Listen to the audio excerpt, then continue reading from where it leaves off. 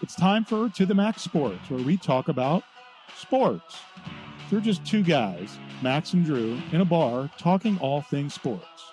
Well, without the bar. And the beer. Wait, why aren't we in the bar?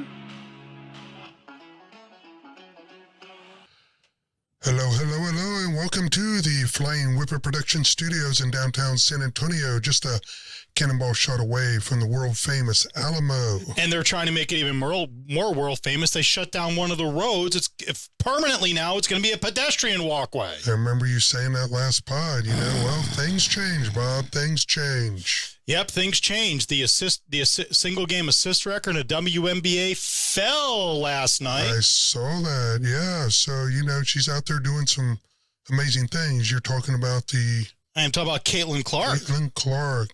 What'd she end up with? I know the old record was 19.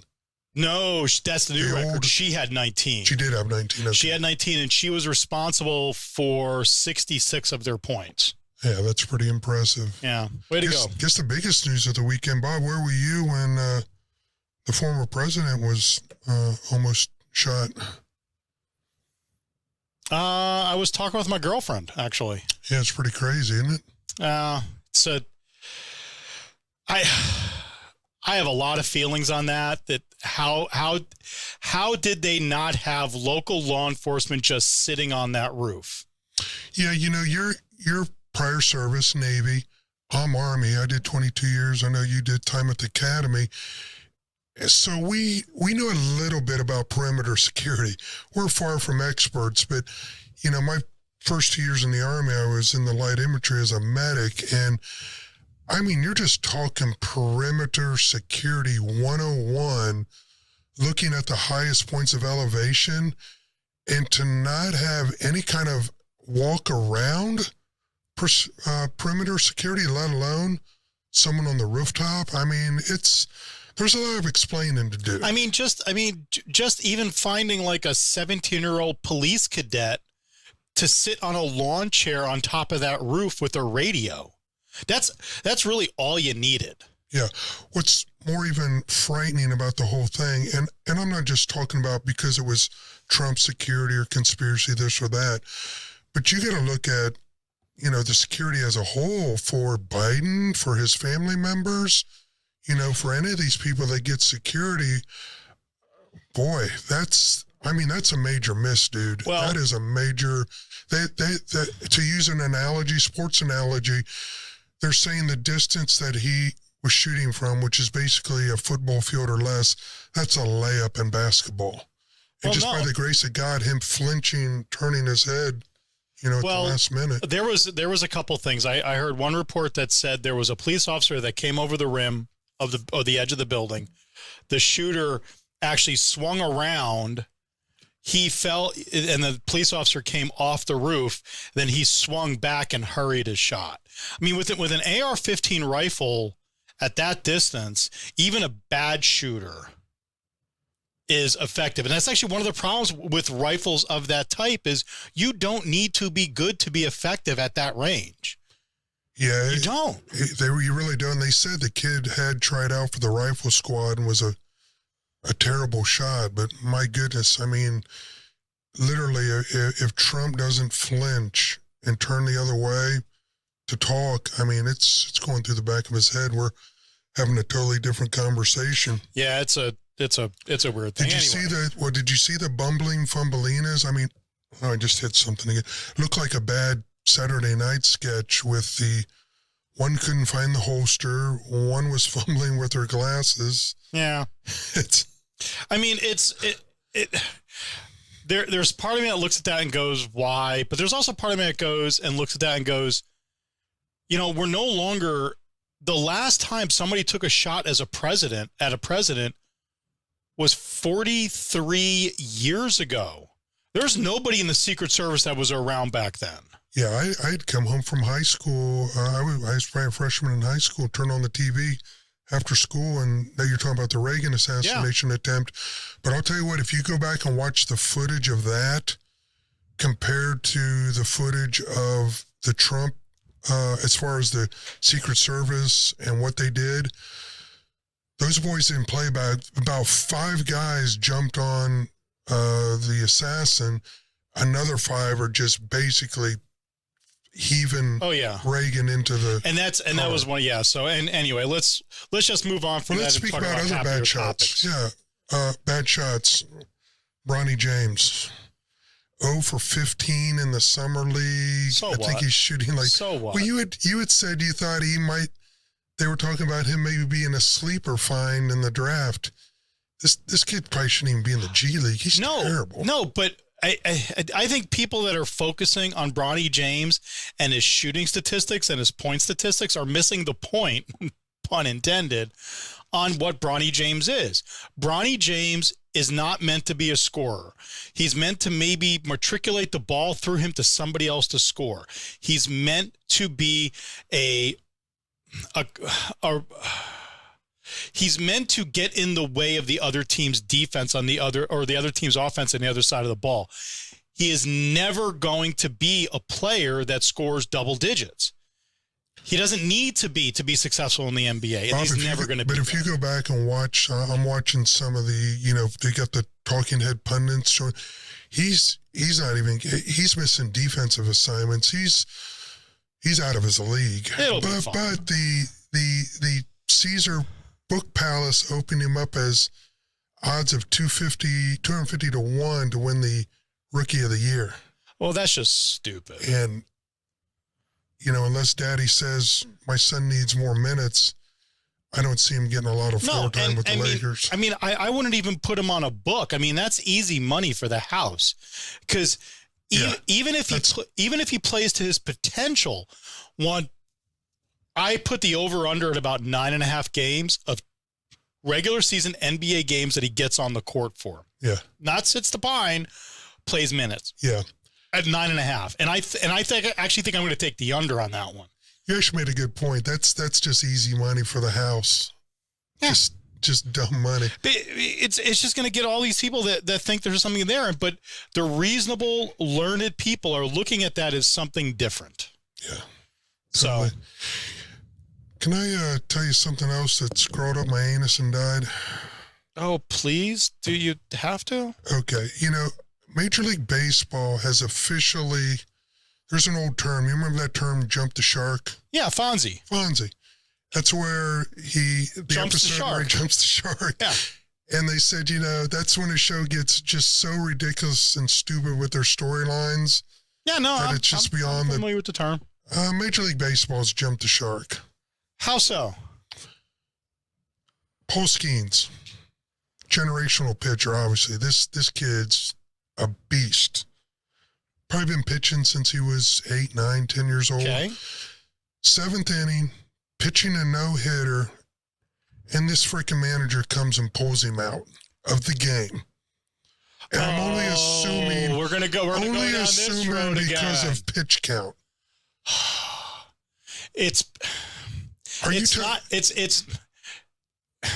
Can you see Casey Stengel? Can you see John McGraw? Can you see managers of a bygone past yanking out a rookie who's pitching a no-hitter because they're worried about his arm? I mean, come on, man. This is I don't tell baseball or athletes to defy their managers. I might have been tempted to stay on the mound and say, "Get your ass back in the dugout, coach. I got this." Yeah, there's a couple things working here, and I have no problem with the decision for a lot of reasons. Okay, I'd love to hear them. One, the same reason. What was it, last season or the season before, where they pulled Kershaw pitching a no-hitter in the 6th? And I said it's not about regular season wins for the Dodgers. It's about postseason success. There was a different thing working. For Skeens, there's a different thing working. That guy throws heat. I mean, the worry right now in Major League Baseball, and one of the things the trends are saying, is that if you're a pitcher, you're just meat. You're meat. They're going to throw you out there. You're going to throw as hard as you can, as long as you can. And when your elbow goes, we're just going to send you to the surgeon and get Tommy John. So everyone's looking at Skeens and going, so how long before Skeens goes for Tommy John? One of the problems with, as you get more fatigued, your mechanics go down. And he has wonderful mechanics. If you watch him throw, he throws fast effortlessly. But if you get fatigued, he's now throwing hard and his mechanics are off. If your mechanics are off and you're throwing hard and you're putting that type of stress on your arm, that's gonna shorten his career. And he's a bloody rookie. He's a bloody rookie. Okay, my counterpoint to that is, and I understand, 7th inning, you've given up 2 earned runs, you're at a 95 pitch count. You're pitching a no-hitter in like your 5th game in the major league. He was pitching a no-hitter in the game before that. Give the guy, hey, give him 20 more pitches, and then if he gives up a hit, or pull him out after the first hit. But Okay, goodness gracious, come on, I man. need to add a new sound into the sound pad of some old guy yelling, "Get off my lawn!" But if anybody, 'Cause that's what this sounds like. if anybody's listening to our pod, make a comment. What's your comment on that? Should they pull the pitcher out? He's pitching a no-hitter And with a relatively low pitch count, or do we worry about a guy that's been pitching since he was 9 years old, blowing out his arm on the next 20 pitches? yes, they do. Because because in some of my friend things, they're like, all these pitchers are getting injured. We need to do something about it. Well, doing something about it isn't allowing him to pitch 9 innings. My only rebuttal to that is there were guys back in the 40s and 50s pitching double headers, and they had 10, 15-year careers. Yeah, Nice. Yeah, that was What's my changed? reaction to that. Well, what's changed is, I don't know. We allow blacks to play now. Hispanics play too. So the game is a little different. So what does that have to do with the pitcher getting on the mound and throwing a baseball? This is a much larger discussion around how kids are brought up, whether they're playing multi-sport, whether they're allowing their body to develop before they're throwing crazy spin. The spin rate on some of these pitchers today that are throwing out their arms is insane. If you go back and look at what Drysdale, Koufax, all those pitchers from back in the day who were throwing complete games like every other outing, and look at them statistically of what they were throwing, speed and spin and rotation, it doesn't compare to what these pitchers are doing today. Because one, they didn't have to throw hard, fast early. They knew they were pitching a full game. And the other thing that's changed in baseball, relieving wasn't a concept in the 40s. We only started to get relief pitchers as a position until mid-70s. Yeah. Fair enough, middle relievers. Yeah. And it's also a little bit of the analytics. If you look at the analytics, fine, you've thrown a no-hitter through 7 innings, but now you're through the 3rd rotation in the batting order. That's when the batting average of opposing batters goes up significantly. You haven't completely won me over, but I think some of your points are valid. And 99% of the time, pull them out of the 6th inning. But when you got something that's like baseball history, at least let the kid try to make it. Well, So what do we do with Wembanyama for the Spurs now? Do we keep him on a 24-minute count in a 40-minute basketball game because maybe he may sprain his ankle at the 30-minute mark? Sure. So, I mean, you're asking that question about a player on a team with a coach who invented load management. well, that's true. As much as I have a lot of criticisms of LeBron James, he never shied away from minutes on the court. Now, I think for Wemby, it's going to be a lot more of a thing of where are they in the standings? What are they playing for? What is it worth it? I mean, if we're playing for 12th place in the West, Yeah. is it worth it to put Wemby at risk? No, the answer is no. Yeah, I see him bumping up his count probably 4 or 5 minutes. So I figured probably in that 28 to 32 minutes. Oh yeah, his stat line with his limited minutes was insane. Yeah. The dude's an alien. Yeah. Well, that's, of all people, that's what LeBron named him. Dude's an alien, man. For sure. This just broke. A couple things. Westbrook just got traded to the Nuggets. Not that matters. He's a Good luck, Nuggets. Yeah, he's one of those guys that just seems like he bounces around the league and can't find a place to win a championship. Well, he can't find a place to get himself. Did he ever win one? I don't think he ever did win one, did he? Did he latch on with the Warriors or one of those teams one That's year? a good question. I actually do not know. I do not's the nose. Well, you're pulling that up. Tiger Woods. Is it time to join the senior tour, Bob? Yeah, you and Colin Montgomery. Do you know the one thing that I have in common with Colin Montgomery? Because Colin Montgomery, For those younger people that may be listening, Colin Montgomery is British golfer. British golfer. Do you know the one thing that I have in common with Colin Montgomery? What? I have won the same number of major golf championships as Colin Montgomery. Well, he is British, isn't he? Well, yeah, So I mean, guess- yeah. Is he actually playing in this? No, he's not, but he's spouting his mouth off. And I heard a really good nuanced thing. What's he spouting his mouth open about? Well, I know he's like 75 years old. He's saying exactly what you're saying, that Tiger needs to put it up. And he's right, but he needs to keep his mouth shut, and so do you. I don't see why. I have the right when an athlete wants to put himself out there in a competitive environment. I have the right to comment on that. Oh, no, you absolutely no. You have the right to comment on it, but And also actually, I'm trying to protect his legacy, because there's nothing worse than seeing the aging boxer go out there and just get his arse whipped. And, it's getting to the point now where I think Jack Nicklaus said it best. He said, I knew at some point that I was going to embarrass myself by continuing to play. George Gervin, who he had on, said, hey, when I got out there, I don't have anything against Michael Jordan. He was the reason why I knew it was time to retire.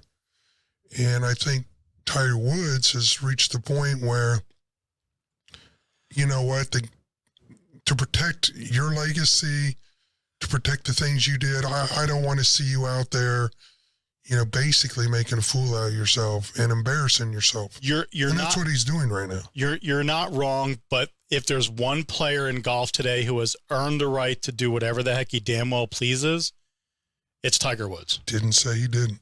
So, and Jack Nicklaus has every right to go out there and try to play in the British Yes, Open he does. or anyone else that's won it. Yes, he does. But yes, he does. Does that make it less embarrassing when they do? It's an interesting thing, but now he could probably go on the senior circuit and absolutely dominate. But he won't. He won't. His pride before the fall. Yeah, though remember, you and I have something in common with Colin Montgomery. We've all won the same number of major championships. Has he really never won a major? He's never won a major. And what about Westbrook? Has he ever won a title?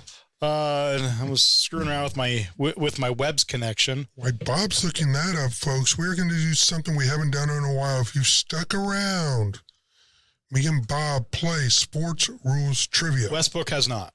Westbrook is not. So he does have something with Colin Montgomery, me and you. Okay, but before we get to this, kind of a roundup of sports, did you watch any of the All-Star game? Bob, my days have been so screwed up. I showed up at your office yesterday to do a podcast. I'm texting you, and I'm like, what a jerk. He's got his doors locked. We talked about being here on Thursday. Well, I thought yesterday was Thursday. I thought Tuesday was Monday. I missed the entire freaking All-Star game. Hey. But, and you know what really made me mad? Is I was going to put a wager on the AL because I just thought the AL would win. I just thought they had a better score. The AL always wins. Well, they have for the 10 at the last 10 11. The last 11. Now, when I was a kid in the 70s, the NL was dominating. It's kind of like the Army, Navy.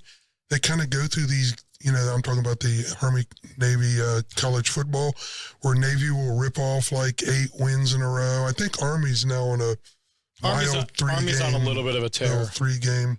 Yeah, but so it sounds like you didn't watch the game. I didn't. Well, I mean, all the furor is on those shitty ass uniforms they wore.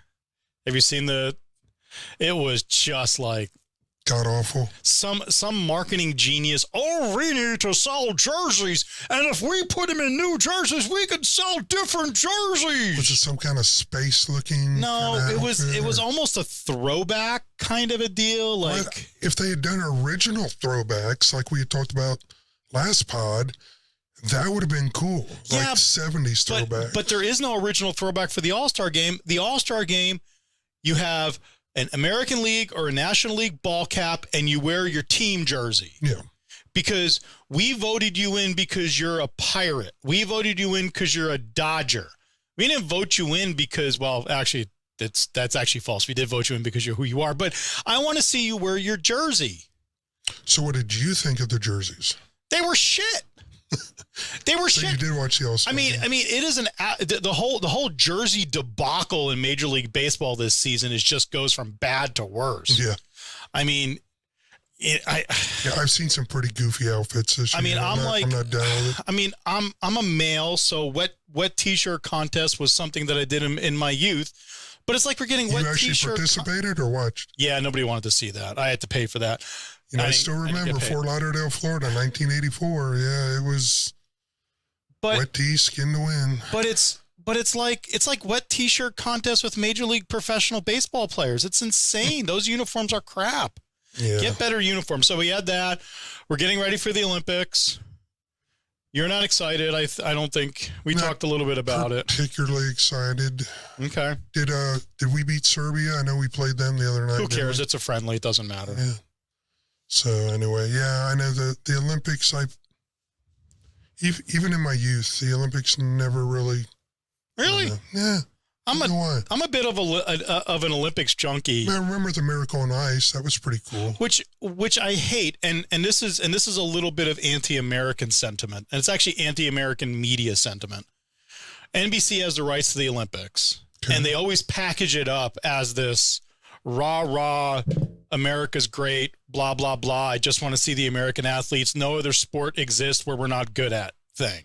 That's my perception. For a while, I lived up in the upper Midwest where I used to get Canadian television. And I loved watching the Olympics on Canadian television because the Canadians aren't particularly good at the Olympics, so they have to show everybody. But I mean, I like watching the weirds. They're not weird sports, but the sports you don't see on a regular basis. The velodrome with the biking and some of the, the crew and the rowing. I really want to watch the crew and the rowing. Some of that other stuff is interesting. And it's not this year. In 2028, we get flag football. I'm actually okay with that. Flag football? Hey, I used to play flag football. Oh, my God. Hey, you're going to see that in the NFL pretty soon. I don't know if you can pull it up real quick. I'm hitting you with a lot of stuff, but the NFL just signed the agreements to telecast. It's an insane number.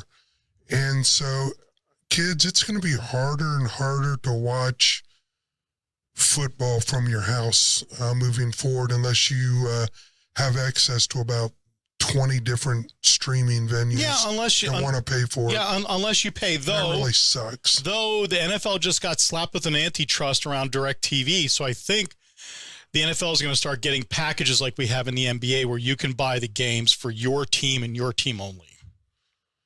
Yeah, but I like to watch all the teams. Then watch Red Zone. Freak. Then watch Red Zone. No, but for me to make what I consider to be a educated bet, I need to be somewhere where I'm watching all the games real time, not when they're in the red zone. I need to see the whole deal. And now, I don't even know if a lot of these restaurant or bar places are even going to be able to put together, packages where they got Peacock and this. They'll figure it out.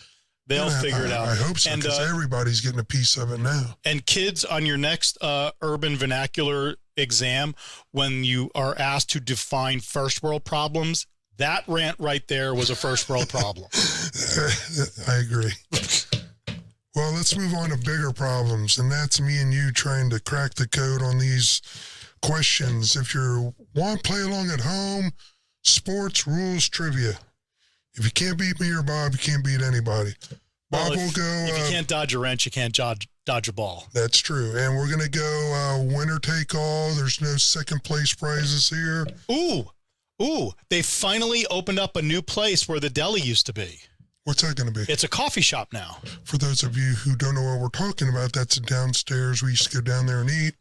Great place to grab a pizza. But now it's a great place to grab a coffee. I've had 2 coffees down there. Pretty good coffee. Delicious. Okay, Bob's plugging it. Maybe they'll be our sponsor. We need one. There we go. Okay, Bob. Okay. You first. What do you want? Ladies' choice. I will let you pick the sport that you want to answer a question on. Okay, since we were talking about baseball, let's do baseball. Okay, baseball. Been very, very good to me. The batter hits a home run into the stands. Okay, like Ohtani did in the All-Star game. My God, that boy can hit. He is between second and third when his first base coach signals he missed tagging first. Can he retreat, retouching second and then first before continuing around to home? So basically go back and touch the base that he missed. Yes. Well, I've seen players tag up when there's a ball caught. That's a tough one. I'm going to say he can. And you'd be wrong. Okay, well, what do I know? Because when it is hit out of the play, park. it is a dead ball. Yeah, my initial instinct was to say no, but for the sake of brevity, maybe I purposely missed that. Yeah. Though, did you see that ESPN just released their first quarter century ratings of the top 100 athletes of this century in the first 20 and some odd years? I have not seen that. In the top 25, you want to guess how many baseball players were in that top 25? Just give me the number. You don't have to tell me who it was. Of sports in general. It's all athletes across all spectrum. How many of the top 25 were baseball players? 6. Nope. 1. That's incredible. Don't say 1. Bonds. Nope. No, it's this century. This century. Oh, this century. This century. Okay.